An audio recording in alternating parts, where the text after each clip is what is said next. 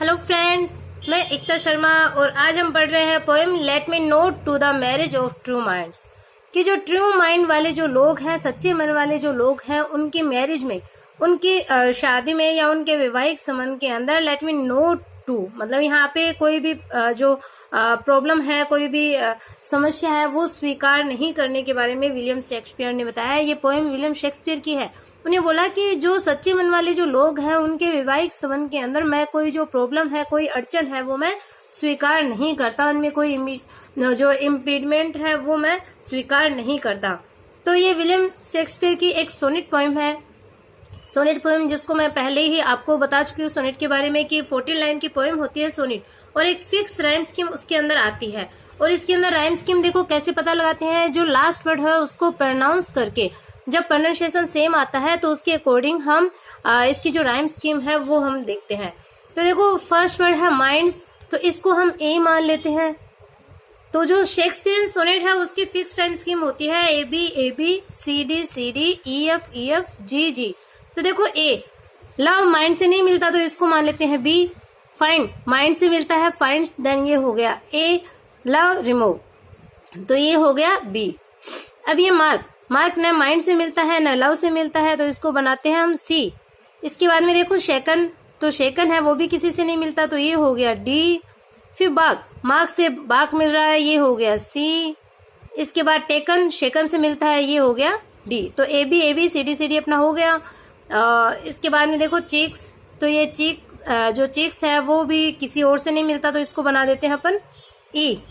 कम, इसको बना देते हैं एफ। वीक्स है वो चिक्स से मिलता है, तो ये हो गया ई। कम डूम, ये हो गया एफ। प्रूड लव्ड, ये हो गए जी जी।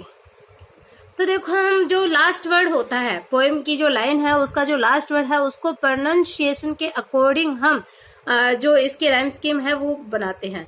तो राइम स्कीम जब भी स्टार्ट करते हैं ए वर्ड से इसको स्टार्ट करेंगे, और लास्ट वर्ड जब हम प्रोनाउंस करते हैं जो सेम होता है तो उस सेम के अकॉर्डिंग ही वही जो ए से सेम है या बी से वो मिल रहा है, सी से मिल रहा है, तो जिससे भी वो मिल रहा है उससे हम उसको कनेक्ट करते हैं। तो जो शेक्सपियर जो सोनेट होते हैं उसके अंदर 3 तो क्वार्टर होते हैं, मतलब 4-4 लाइन के 3 स्टेंजा होते हैं। क्वार्टर का मतलब होता है 4 लाइन का स्टेंजा। तो इसमें 3 है वो स्टेंजा मिलेंगे 4-4 लाइन के। जैसे पहला रिमूव पे खत्म होता है, दूसरा अपना टेकन पे, तीसरा जो स्टेंजा है वो डूम पे खत्म होता है। उसके बाद में ये 2 है वो कपलेट आता है, इसको बोलते हैं कंक्लूडिंग कपलेट। मतलब जितना भी ऊपर बताया है इन 3 क्वार्टर में उसका कंक्लूजन जो है वो यहाँ पे निकल के आता है, जो सार बोलते हैं इसको। तो वो जो सार है, जो निष्कर्ष है, वो इन 2 लाइन के अंदर आता है, इसको बोलते हैं कंक्लूडिंग कपलेट। और ये एक शेक्सपियर सोनेट पोएम है। और ये जैसे सोनेट पोएम की अगर हम बात करें तो शेक्सपियर ने 154 सोनेट पोएम है वो लिखी है। और उनके अंदर से ये जो पोएम जो हम सोनेट पढ़ रहे हैं वो 116 नंबर की सोनेट पोएम है। तो 154 में से ये 116 नंबर की सोनेट पोएम है। तो इसके अंदर बताया है कि जो सच्चे मन वाले जो लोग हैं, जो शादी करना चाहते हैं, उनके बीच में अगर कोई प्रॉब्लम आती है, कोई बाधा आती है, कोई बैरियर अगर होता है तो उसको मैं स्वीकार नहीं करता हूँ, ये शेक्सपियर है वो बोलता है। स्टार्ट करते हैं, देखो इसको।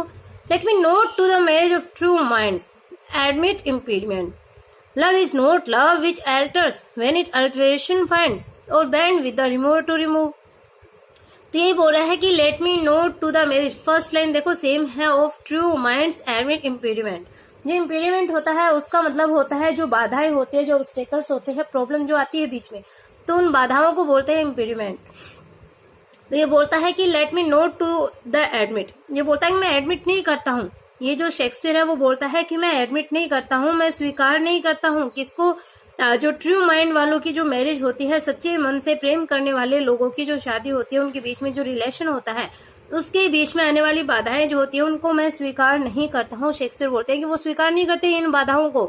वो बोलते हैं कि लव इज नॉट लव, कि कोई जो प्रेम है वो प्रेम नहीं होता है। कौन सा प्रेम नहीं होता है, विच अल्टर्स, जो बदल जाता है, व्हेन इट अल्टरेशन फाइंड, कि जहां कहीं भी अल्टरेशन मिलता है, अल्टरेशन यानी जहां कहीं पर भी परिवर्तन जो मिलता है, तो उस परिवर्तन को पा करके, परिवर्तन को देख करके जब प्रेम बदल जाता है तो उस प्रेम को वो स्वीकार नहीं करते हैं। शेक्सपियर है वो उस प्रेम को स्वीकार नहीं करते जो किसी भी परिवर्तन को पाकर के, किसी भी चेंज को पाकर के उसके अकॉर्डिंग चेंज हो जाए, या फिर जो बैंड्स यानी झुक जाए।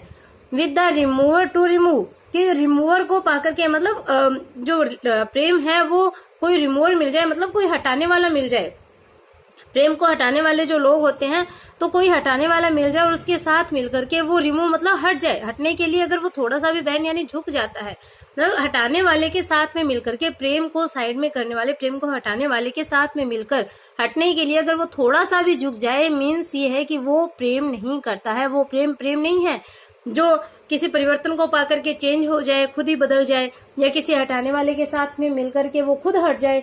तो ये जो चीज है वो लव नहीं होता है, वो प्रेम नहीं होता है। प्रेम है वो शाश्वत होता है, कभी बदलता नहीं है किसी भी कंपनी में आकर के, वो हमेशा एक फिक्स चीज रहती है। देखो नीचे बताया भी है कि O no it is an ever fixed mark that looks on tempest and is never shaken, it is the star to every wandering bark, those words unknown although his height be taken.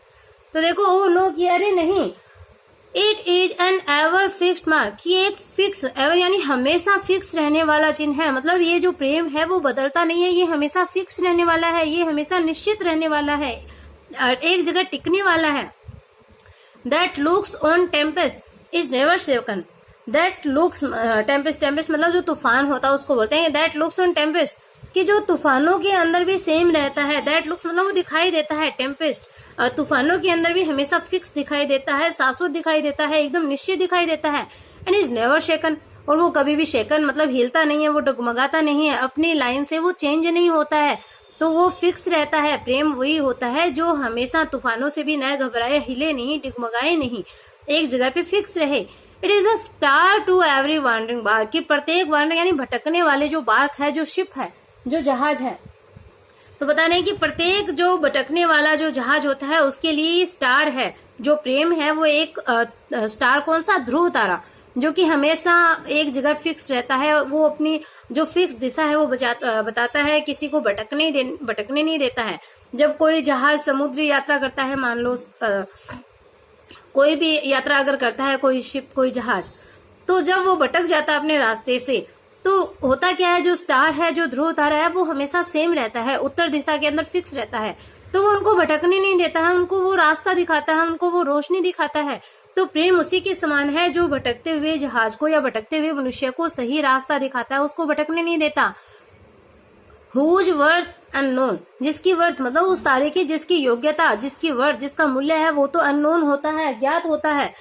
Although his height be taken, यद्यपि उसकी जो height है, मतलब उसकी जो मूल्य होता है, उसकी जो योग्यता होती है वो तो अज्ञात रहती है, लेकिन उसकी जो हाइट है, उसकी जो ऊंचाई है, उसकी जो श्रेष्ठता है, वो सभी लोग स्वीकार करते हैं। मतलब उस ध्रुव तारे की वैल्यू तो हमें नहीं पता क्या वैल्यू है उसकी, लेकिन उसकी जो श्रेष्ठता है, जो हमें सही मार्ग दिखाता है, उस श्रेष्ठता को स्वीकार किया जाता है। तो वैसे जो प्रेम है, तो उस प्रेम की श्रेष्ठता को स्वीकार किया जाता है, हालांकि उसकी वैल्यू का नहीं पता, लेकिन वो श्रेष्ठ है, वो सुपीरियर है, इस चीज को हमेशा स्वीकार किया जाता है। वो हमेशा सही मार्ग दिखाता है, कभी भी रास्ते से भटकाता नहीं है। Love's not times full, though rosy lips and cheeks within his bending sickle compass came. Love alters not with his brief hours and weeks, but bears it out even to the edge of doom. तो love not times full, कि जो प्रेम है वो times full मतलब समय के प्रभाव में आकर के एक मूर्ख की तरह व्यवहार करना। दो रोजी लिप्स एंड चिक्स, तो इसमें बताया है कि जो रोजी लिप्स है, मतलब जो गुलाबी जो होठ है और जो गुलाबी गाल है, वो क्या हो जाएंगे, वो बेंडिंग मतलब वो झुक जाएंगे, वो नष्ट हो जाएंगे। कब, सिकस कंपेस कम, कंपेस मतलब जो परिधि होती है उसको बोलते हैं, एक रेंज, एक विस्तार, एक परिधि। सिकस यानी जो हंसिया होता है। तो ये बता रहा है कि जो गुलाबी जो होठ है, जो गुलाबी गाल है, वो क्या हो जाएंगे, समय के प्रभाव में आकर के जो हंसिया है या समय रूपी जो हंसिया है उसकी परिधि में आकर के नष्ट हो जाएंगे। जैसे हंसिया जो होता है, सिक्कल जो होता है, जब वो चलता है तो जैसे घास वगैरह, कोई फसल वगैरह जब नष्ट हो जाती है उनको काट दिया जाता है। तो वैसे बताते हैं कि हमारी जो ह्यूमन बॉडी है, जो हमारी ह्यूमन बॉडी बहुत ही अट्रैक्टिव है, सुंदर है, तो उसके ऊपर जो गुलाबी गाल, गुलाबी होठों के बारे में बताया कि वो तो हो सकता है वो तो नष्ट हो जाएंगे समय के प्रभाव में आकर के। समय रूपी जो हंसिया है उस हथियार की परिधि में आकर के, उसकी रेंज में आकर के वो खत्म हो जाएंगे। लेकिन लव जो है वो नोट, मतलब प्रेम है वो चेंज नहीं होगा, प्रेम है वो हमेशा शाश्वत रहेगा। जो हमारी सुंदरता है, जो हमारी ब्यूटी है, जो हमारे होठ गाल जो है वो सारे के सारे नष्ट हो जाएंगे, हो भी जाते हैं समय के प्रभाव में। जैसे जैसे एज होती है, जैसे जैसे समय बीतता है तो ह्यूमन बॉडी वैसे सेम नहीं रहती है, तो वो तो नष्ट हो जाती है। With in love alters not with his brief hours and weeks. लेकिन जो लव है, जो प्रेम है, वो alters नॉट, वो नहीं बदलता इसके ब्रीफ आवर एंड वीक में, मतलब इसके संक्षिप्त घंटों और सप्ताहों के अंदर, मतलब समय के लिए आया है कि समय का जो संक्षिप्त जो समय है, संक्षिप्त जो काल है, उसके साथ में घंटों और सप्ताहों का जो संक्षिप्त समय है, उसके अंदर प्रेम है वो कभी भी परिवर्तित नहीं होता है। हमारे गुलाबी होठ गाल ये सारे नष्ट हो जाएंगे, समय के प्रभाव में आकर के ये सारे के सारे खराब हो जाएंगे, गंदे दिखेंगे। बट जो लव है वो कभी भी नहीं बदलेगा, वो कभी बदलता नहीं है, वो हमेशा शाश्वत रहता है। But bears it not even to the edge of doom. Edge of doom यानी प्रलय काल तक, जब तक सृष्टि है तब तक, प्रलय काल तक ये जो प्रेम है वो सुनिश्चित बना रहता है। जैसे जो फेमस जो लवर है, जो एकदम सच्चे मन से जो प्रेम करते हैं, जैसे राधा कृष्ण की हम बात भी करें तो उनको हमेशा प्रेम के एक प्रतीक के रूप में, एक सिंबल के रूप में पूजा जाता है। तो और सारी चीजें नष्ट हो जाती है, लेकिन अगर सच्चा प्रेम है तो वो कभी भी नष्ट नहीं होता है, वो कभी भी बदलता नहीं है, वो प्रलय काल तक सुनिश्चित बना रहता है। बाकी चीजें हैं वो नष्ट हो जाती है। अब देखो निष्कर्ष क्या बोलता है वो, if this be error and upon me proved I never read nor no man ever learn. तो शेक्सपियर बोलता है कि इफ दिस बी एरर, कि यदि ये कोई एरर है, यदि मैंने जो बात भी आपको बताई है लव को लेकर के, अगर उसमें कोई गलती है, अगर इसमें कोई एरर है, मेरी बात अगर गलत है, एंड अपॉन मी प्रूव, और ये अगर प्रूव हो जाती है, मेरी गलती अगर साबित हो भी जाती है, तो ये सपोज करो आप क्या, नेवर रीड, कि मैंने कभी कुछ भी नहीं लिखा, मतलब मेरी ये जो सारी बात है आप ये सपोज कर लो कि मैंने कुछ भी नहीं लिखा। नो मैन एवर लव्ड, और न ही किसी मैन ने कभी लव किया है। तो अगर ये बोलता है कि अगर मैंने जो कहा है, मेरी ये जो सारी बातें हैं, तो वो एकदम कंफर्मेशन के साथ में बोलता है कि अगर इसमें कोई गलती है, अगर मेरी गलती साबित हो जाए तो आप ये मान लो कि मैंने कुछ लिखा ही नहीं कभी, ये मेरी बात है वो भूल जाओ। और ये भी मानो कि कभी किसी व्यक्ति ने प्रेम भी नहीं किया। अगर किसी ने प्रेम किया है तो मैंने जो कहा है वो सारा सच है, और अगर ये मेरी कही हुई बात गलत है तो इसका मतलब है कभी किसी ने प्रेम किया ही नहीं। तो आई होप आपको ये जो पोएम है वो समझ में आई है। शेक्सपियर की बोली हुई जो चीज है वो आपको यहाँ पे समझ में आई है, लव का रियल मीनिंग आपको समझ में आया है। तो अगर पोएम समझ में आ रही है, पढ़ाई अच्छी लग रही है, देन चैनल को लाइक सब्सक्राइब करना बिल्कुल भी ना भूले, ज्यादा से ज्यादा अपने फ्रेंड के पास शेयर कीजिए। Okay bye, have a nice day.